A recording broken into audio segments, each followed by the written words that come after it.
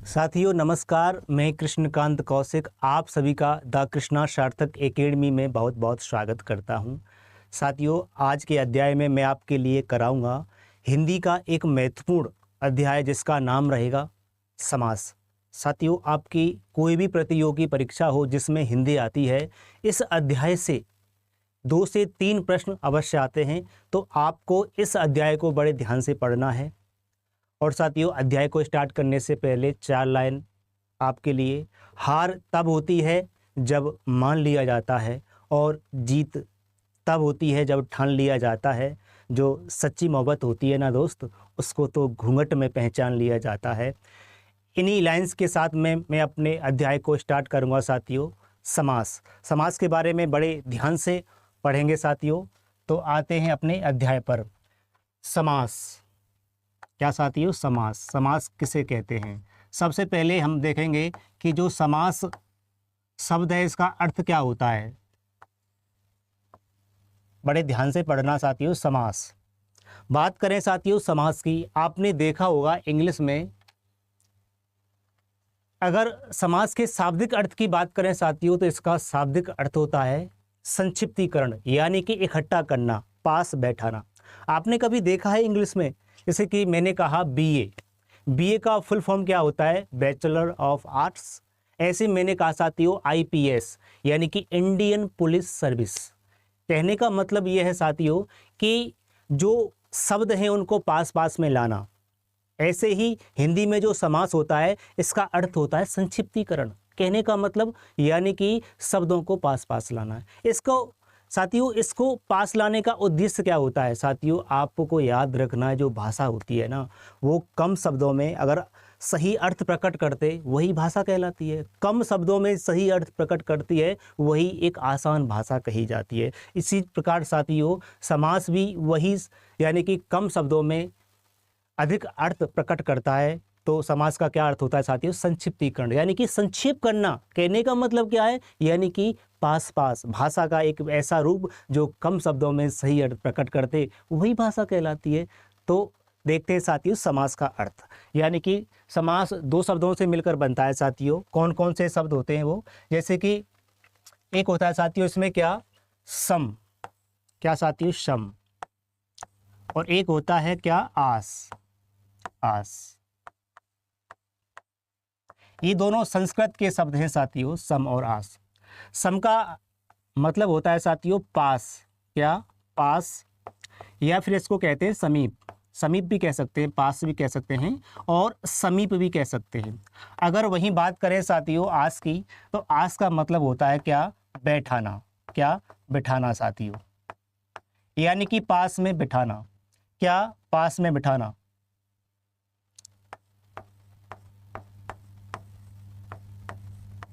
बात समझ में आ रही है? यानी कि पास में बिठाना। समास का अर्थ क्या होता है? सम धन आस बराबर पास, यानी समीप में बिठाना। जैसे कि मैं एग्जाम्पल लेता हूं आपके लिए कुछ, उनको बड़े ध्यान से देखेंगे साथियों। जैसे कि मैंने क्या कहा? मैंने कहा कि एक एग्जाम्पल लेते हैं क्या? यानी कि विद्या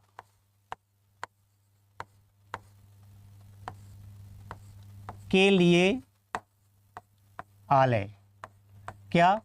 विद्या के लिए आलय। बात समझ में आई? मैंने एक दूसरा एग्जाम्पल लिया साथियों, जैसे कि अन्न और जल। क्या? अन्न और जल।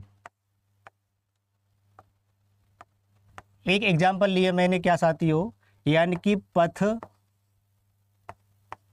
से भ्रष्ट। क्या? पथ से भ्रष्ट। बात समझ में आ रही है? मैंने एक एग्जाम्पल लिया साथियों, क्या? घोड़ों की दौड़। क्या? घोड़ों की दौड़।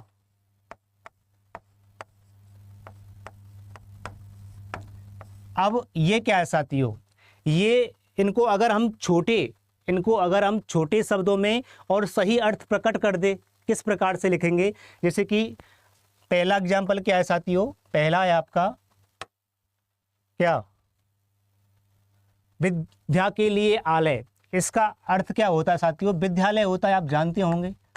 विद्यालय होता है कि नहीं होता है? होता है। विद्या के लिए आलय विद्यालय। वहीं अन्न और जल, यानी कि अन्न और जल, तो ये क्या हो जाएगा? अन्न और जल, यानी कि एक योजक चिन्ह के द्वारा इसको आपस में जोड़ दिया जाता है। पथ से भ्रष्ट, यानी कि इसका सही अर्थ अगर कम शब्दों में लिखें तो क्या हो जाएगा साथियों? ये हो जाएगा पथ भ्रष्ट, यानी कि पथ से भ्रष्ट का मतलब क्या हो जाएगा? पथ भ्रष्ट। बात समझ में आ रही होगी साथियों? अवश्य आ रही होगी। अगर बात करें घोड़ों की दौड़, अगर बात करें घोड़ों की दौड़ का मतलब क्या होता है? घुड़दौड़। क्या साथियों? घुड़दौड़। बात समझ में आई? कहने का मतलब है साथियों, समास का अर्थ होता है संक्षिप्तीकरण, यानी कि कम शब्दों में सही अर्थ प्रकट कर देना क्या कहलाता है? समास कहलाता है। मैंने आपके लिए एग्जाम्पल बताए, यानी कि विद्या के लिए आलय विद्यालय, अन्न और जल अन्न जल, पथ से भ्रष्ट पथ भ्रष्ट, और घोड़ों की दौड़ घोड़दौड़। यहाँ तक बात समझ में आई? इससे आगे देखते हैं। और देखिए साथियों, हर शब्द का अपना एक अर्थ और है, यानी कि विद्या के लिए आलय, अन्न और जल यानी कि खाना और पीना, पथ का मतलब अपना एक अर्थ होता है, भ्रष्ट का मतलब भी एक अपना अर्थ होता है, घोड़ों की दौड़ घोड़ों का भी अर्थ होता है, और दौड़ का भी अर्थ होता है। बात समझ में आ रही कि नहीं आ रही साथियों? अवश्य आ रही होगी। आगे देखते हैं। देखिए आगे क्या देखते हैं। अब मैंने क्या कहा साथियों? मैंने कहा आपसे कि आप इसको नोट कर लेना। आगे देखते हैं इससे, यानी कि इससे आगे क्या लिखेंगे? इससे आगे लिखेंगे साथियों, अब लिखिए पॉइंट बना करके, पॉइंट बना करके क्या लिखना है आपको? लिखना है कि समास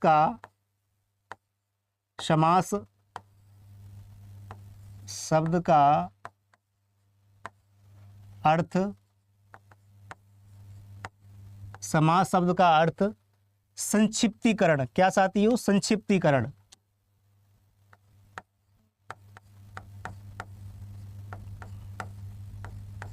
संक्षिप्तीकरण होता है। क्या होता है?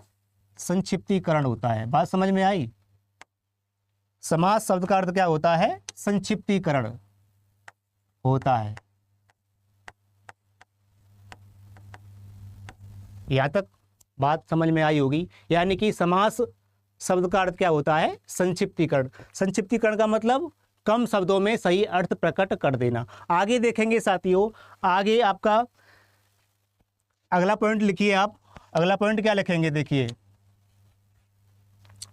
अगला पॉइंट लिखना है, समास की प्रक्रिया में समास की प्रक्रिया में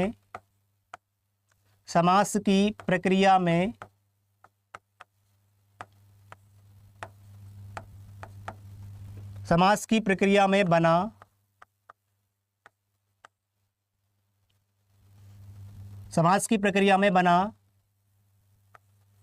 शब्द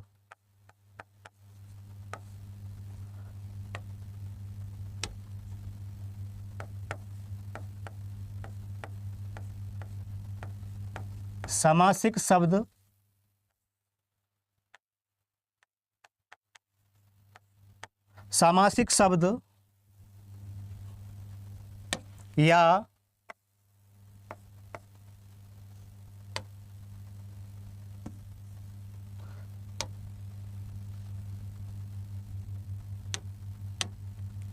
या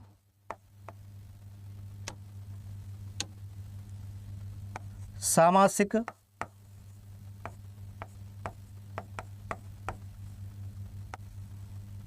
पद कहलाता है।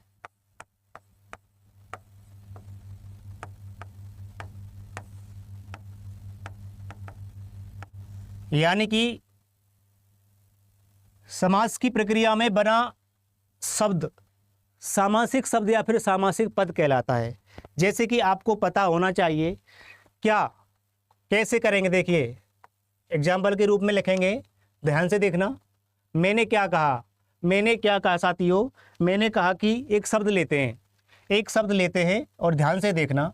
एक शब्द मैंने क्या लिया? मैंने एक शब्द लिया साथियों, क्या?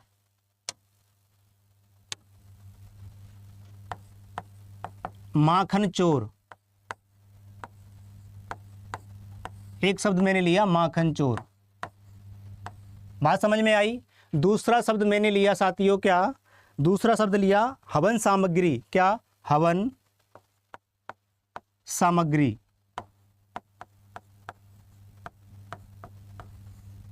बात समझ में आई। तीसरा शब्द मैंने लिया साथियों, क्या घनश्याम।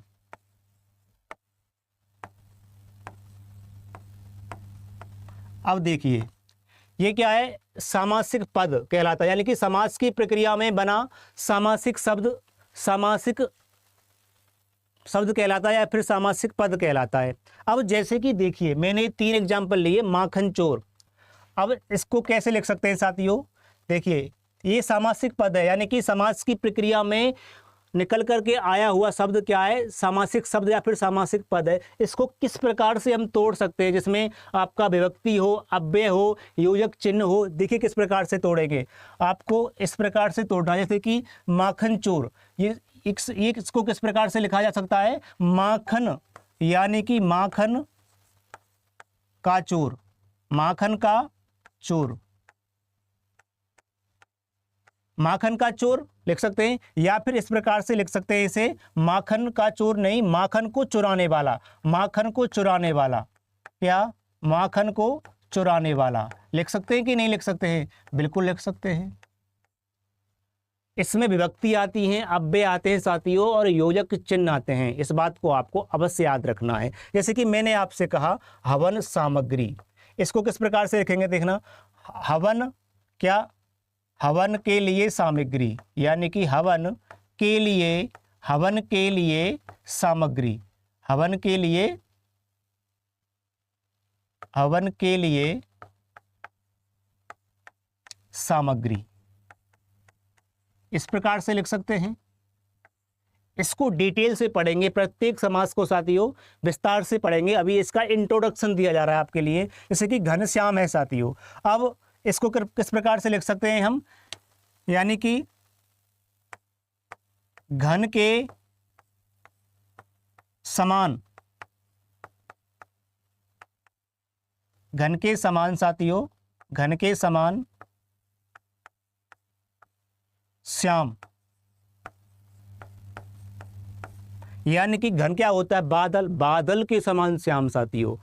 अब इसमें क्या है, समान, तुलना कर दी इसमें, यानी कि बादल की तुलना किससे कर दी, श्याम से कर दी। कहने का मतलब है जो समास की प्रक्रिया में जो शब्द बनता है उसे सामासिक शब्द कहते हैं, या फिर उसको सामासिक पद कहते हैं। अब ये निकल के क्या आया है साथियों, सामासिक शब्द ही तो है ये सामासिक शब्द ही तो है। यानी कि इसको किस प्रकार से हमने विस्तार कर दिया इसका, माखन को चुराने वाला, और हवन सामग्री, हवन के लिए सामग्री, और घनश्याम, घन के समान श्याम। बात समझ में आई साथियों, इसको आप नोट कीजिए, इसको आप नोट कीजिए। इससे आगे फिर करा रहा हूं साथियों, कीजिए आप इसको नोट।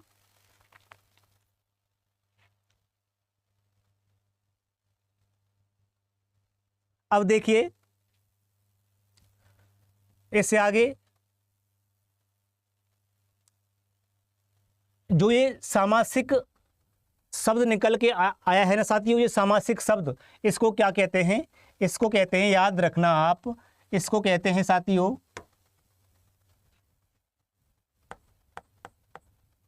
लिखिए, सामासिक शब्द ही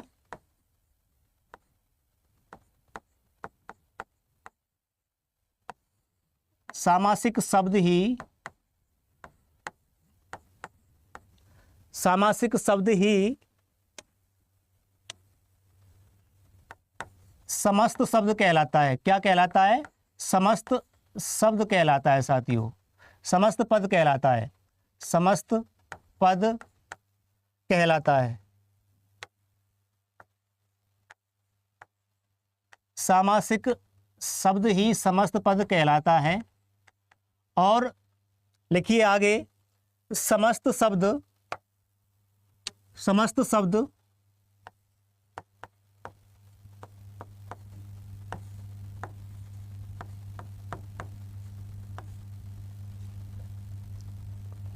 को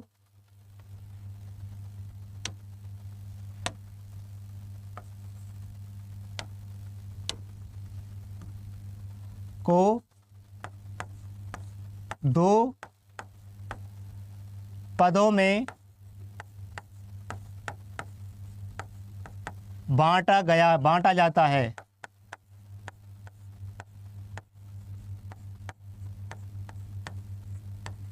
कैसे? यानी कि जो सामासिक शब्द निकल के आया है साथियों, वो क्या कहलाता है? समस्त पद कहलाता है। और जो ये समस्त पद है ना, यानी कि समस्त पद को क्या, समस्त पद क्या कहलाता है साथियों? समस्त पद कहलाता है आपका। जो समस्त पद निकल के आया है वो क्या कहलाता है? वो कहलाता है साथियों, वो दो पदों में बांटा गया है। कितने पदों में? दो पदों में। यहाँ तक बात समझ में आई। अब वो दो पद कौन कौन से हैं उनको देखते हैं।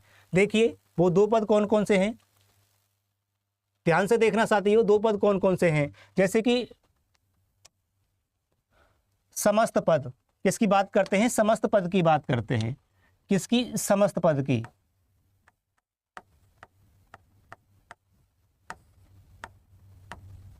बात समझ में आ रही होगी साथियों, क्यों नहीं आ रही होगी? बड़े ध्यान से समझना, ये आपके एग्जाम के लिए बहुत ही महत्वपूर्ण अध्याय है। यहाँ से एक या फिर दो या फिर तीन प्रश्न अवश्य आते हैं। और अगर आपका सिलेक्शन एक प्रश्न से रुकता है तो लगा लीजिए आपके लिए ये अध्याय कितना महत्वपूर्ण है। तो आपको प्रत्येक अध्याय को या फिर इस अध्याय को बड़े ध्यान से पढ़ना है, एक एक चीज़ को बड़े ध्यान से पढ़ना है। यानी कि कहने का मतलब क्या है साथियों? समस्त पद कितने भागों में बांटा गया? दो भागों में। जैसे कि इसको पहले भाग को क्या कहते हैं साथियों? पहले भाग को कहते हैं क्या? पूर्व पद। क्या इसे कहते हैं? पूर्व पद। और जो दूसरा होता है ना, उसे कहते हैं उत्तर पद। बात समझ में आई? इसको और क्या कह सकते हैं साथियों? इसको और कह सकते हैं पहला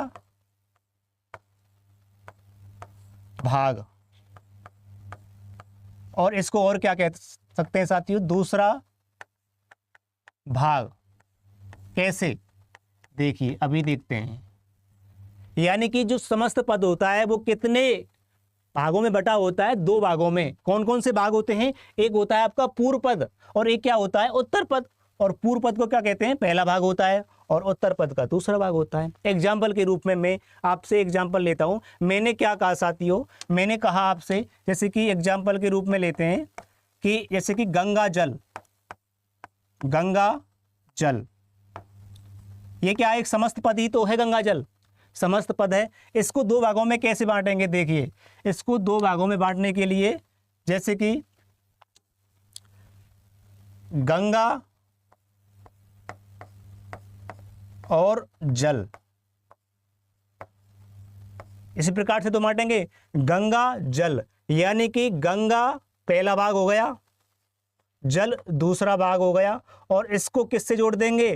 का से। का क्या है साथियों? एक विभक्ति है।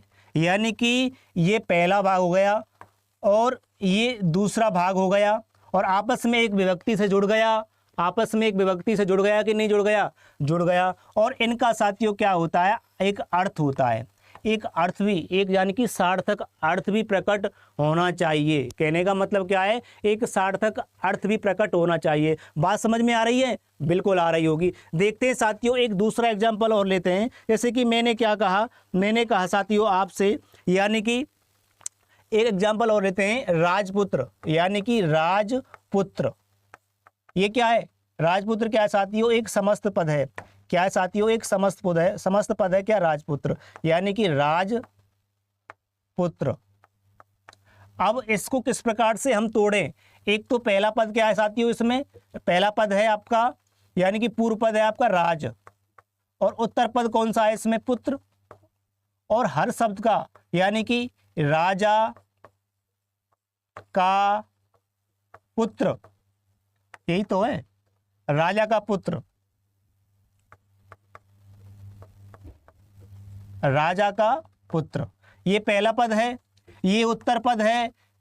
राजा और एक विभक्ति से जुड़ा हुआ है तो क्या हो जाएगा? राजा का पुत्र। बात समझ में आ रही होगी? यानी कि जो समस्त पद होता है वो दो भागों में बटा होता है, पूर्व पद उत्तर पद। पूर्व पद पहला भाग, उत्तर पद दूसरा भाग। पहले भाग का अपना एक अर्थ होता है, दूसरे भाग का अपना एक अर्थ होता है, और दोनों यानी कि किसी विभक्ति से, किसी योजक चिन्ह से, किसी साथियों अव्यय से आपस में जुड़े हुए होते हैं। बात समझ में आ रही होगी, अवश्य आ रही होगी। तो साथियों आगे देखते हैं, लगातार क्लास से जुड़े रहना है। और अगर आप लगातार क्लास से जुड़े रहेंगे तो याद रखना, समाज से एक भी प्रश्न आपकी परीक्षा में गलत नहीं होगा। क्यों नहीं होगा? क्योंकि आप इतना डिटेल से पढ़ रहे हो। अगर आप इतना डिटेल से पढ़ रहे हो तो एग्जामिनर की आप साथियों कोई औकात नहीं है इस अध्याय से आपका प्रश्न गलत करा दे। तो आप लगातार क्लास से जुड़े रहिए। आगे देखते हैं साथियों, इससे आगे मैं आपसे कुछ बातें पूछ रहा हूं। मैं आपसे कुछ बातें पूछूंगा, उनका आंसर आपको देना है। चलो मैं कुछ एग्जाम्पल आपके लिए दे रहा हूं। मैं आपके लिए कुछ एग्जाम्पल दे रहा हूं, उनका आपको बताना है अर्थ। जैसे कि मैंने कहा साथियों, एक एग्जाम्पल ले रहा हूं, ईंट। क्या साथियों? ईंट। मैंने कहा साथियों कमरा। मैंने कहा साथियों अलमारी।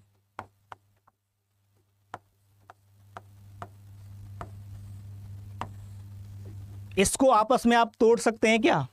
इसको आपस में आप तोड़ सकते हैं क्या? जैसे कि ईंट है, अगर मैं ईंट को तोड़ूं साथियों, जैसे कि ईंट शब्द है, जैसे कि कमरा,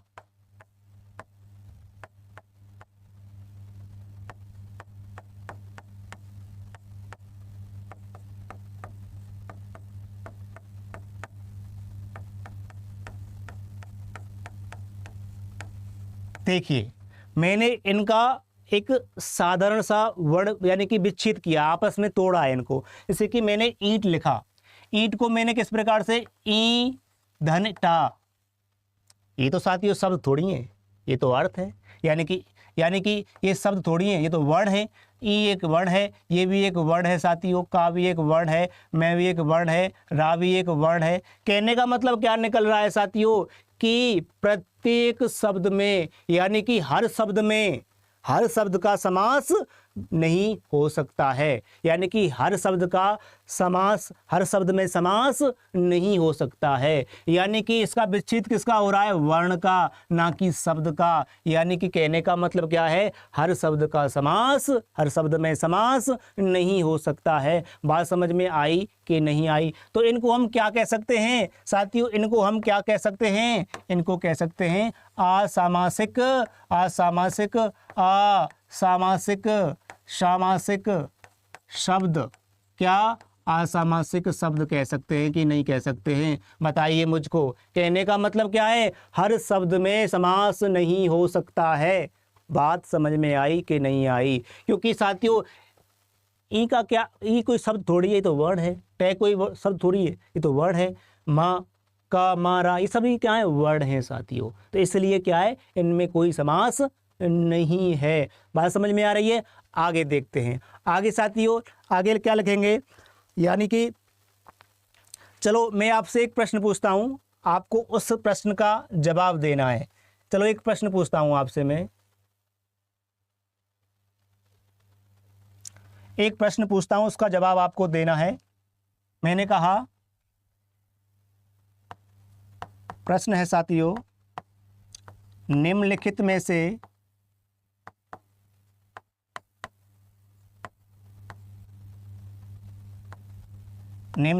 से असामासिक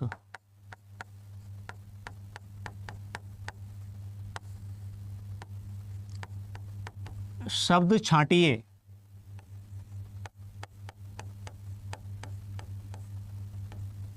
ऑप्शन दे रहा हूं, ऑप्शन लिखना।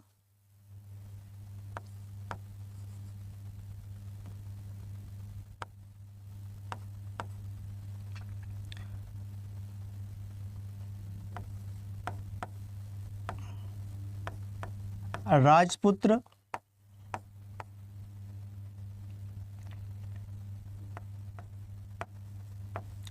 कमल नयन,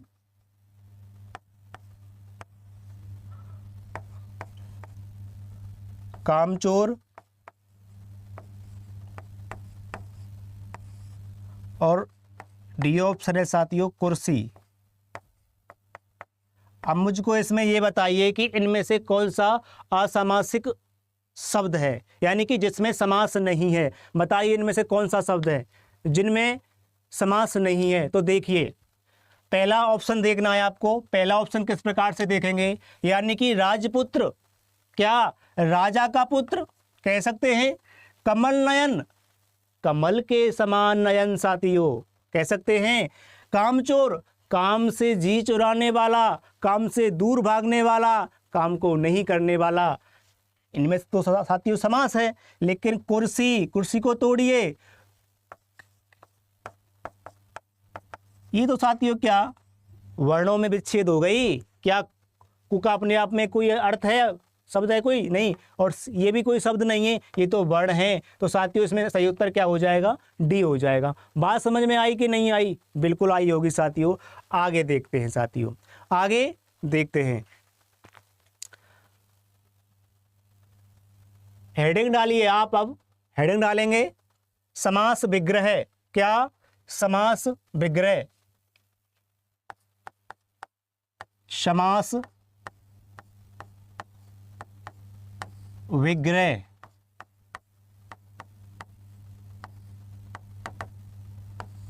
समास विग्रह किसे कहते हैं साथियों, बताइए। समास विग्रह बताइए, इसको आपको पता होना चाहिए समास विग्रह किसे कहते हैं।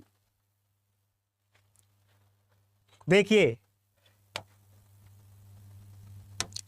लिखिए, किसी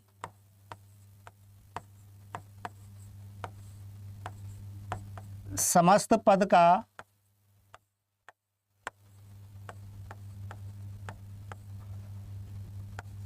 पूर्ण विस्तार कर देना, किसी समस्त पद का पूर्ण विस्तार कर देना। किसमें साथियों, किसमें पूर्ण विस्तार करना है, याद रखना हमेशा। पूर्ण विस्तार किसमें करना है साथियों, अव्यय विभक्ति और किसमें, योजक के द्वारा। योजक के द्वारा में किसमें, किसी समस्त पद का पूर्ण विस्तार कर देना, अव्यय के द्वारा, विभक्ति के द्वारा और योजक चिन्ह के द्वारा। किसके द्वारा, विभक्ति के द्वारा, अव्यय के द्वारा और योजक चिन्ह के द्वारा। कैसे देखना, अव्यय जिसका लिंग वचन काल कारक, जिस पर लिंग वचन काल कारक का कोई प्रभाव नहीं पड़ता, उसे क्या कहते हैं साथियों, अव्यय कहते हैं। जिसका लिंग वचन काल कारक का कोई प्रभाव, जिस पर लिंग वचन काल कारक का कोई प्रभाव नहीं पड़ता हो, उसे अव्यय कहते हैं। जैसे कि राम धीरे धीरे दौड़ता है, सीता धीरे धीरे दौड़ती है। राम क्या है साथियों, ये पुल्लिंग है, धीरे धीरे दौड़ रहा है, और सीता भी धीरे धीरे दौड़ रही है। क्या साथियों लिंग का धीरे धीरे से कोई प्रभाव पड़ रहा है, कोई प्रभाव नहीं पड़ रहा है। तो ये क्या है, विभक्ति। राजपुत्र, राजा का पुत्र, का क्या है साथियों, विभक्ति है। क्या है, का विभक्ति। योजक चिन्ह जैसे कि माता, माता और पिता, माता और पिता। तो इसको किस प्रकार से लिख सकते हैं, माता पिता लिख सकते हैं कि नहीं लिख सकते हैं। हमने इसको किससे जोड़ दिया, योजक चिन्ह के द्वारा जोड़ दिया। बात समझ में आई होगी साथियों। तो किसी समस्त पद का पूर्ण विस्तार कर देना, किसमें, अव्यय में, विभक्ति के द्वारा, योजक चिन्ह के द्वारा। तो क्या कहलाता है वो, समास विग्रह कहलाता है। बात समझ में आई कि नहीं आई, यानी कि किसी समस्त पद का पूर्ण विस्तार कर देना, अव्यय के द्वारा, विभक्ति के द्वारा, योजक चिन्ह के द्वारा, उसे क्या कहते हैं, समास विग्रह कहते हैं। यानी कि तोड़ देना, दूर दूर कर देना। बात समझ में आई। आगे देखते हैं साथियों, आप इसको नोट कर लीजिए। क्या, आप इसको नोट कर लीजिए। जो भी बातें बता रहा हूँ वो आपके दिमाग में सीधा प्रवेश कर रही होंगी। प्रवेश करना चाहिए साथियों, क्योंकि हिंदी एक ऐसा विषय है, अगर आप अपनी परीक्षा में हिंदी को मजबूत करके जाते हैं तो साथियों इसमें एक तो सबसे कम समय लगता है, दूसरा साथियों इसका जो कॉन्सेप्ट है वो थोड़े आसान है। आपको पूरे पूरे नंबर मिलते हैं। अगर आप हिंदी को ही साथियों गलत कर देंगे तो आपके लिए अन्य सब्जेक्ट होती हैं, उनमें साथियों क्या होगा, आप हिंदी में समय बचाइए, अन्य विषयों को समय दीजिए। सबसे कम समय में होने वाली विषय हिंदी, अगर आप इसको ढंग से एक बार पढ़ लेते हैं तो आपको पढ़ाने के लिए मैं आ चुका हूँ आपके सामने, सभी चीज़ों को क्लियर कर रहा हूँ। आप इससे लगातार जुड़े रहिए। आगे देखते हैं साथियों, आगे पढ़ेंगे समास के कितने भेद होते हैं। लिखिए साथियों, लिखना क्या है, यानी कि लिखिए हिंदी में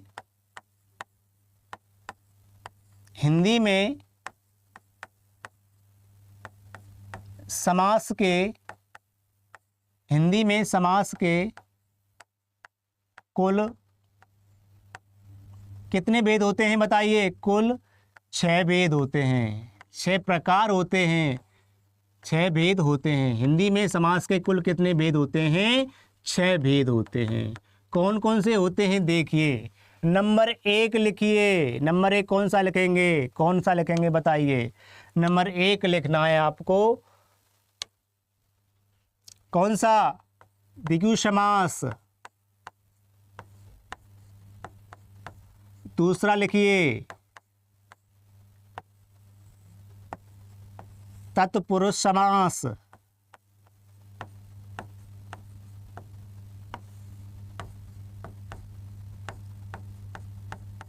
तीसरा लिखिए साथियों द्वंद्व समास।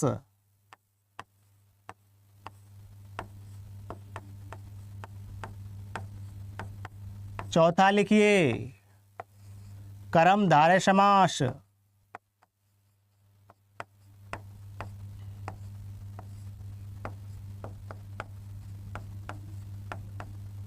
पांचवा लिखिए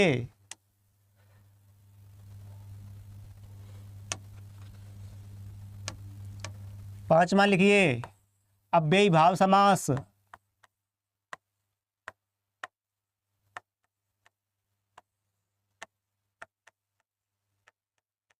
छठवां लिखिए बहुब्रीहि समास।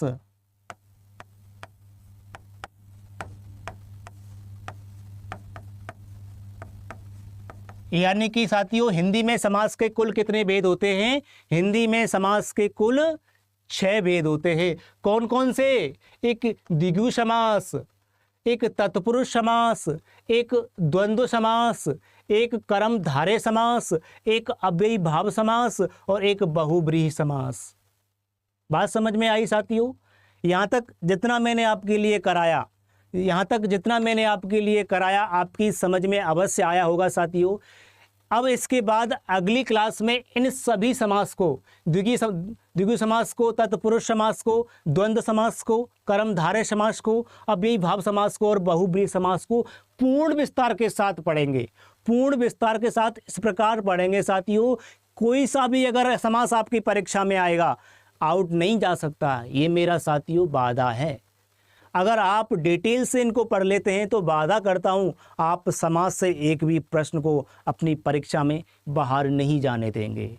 साथियों इसी के साथ में अपनी क्लास को मैं समाप्त करता हूं।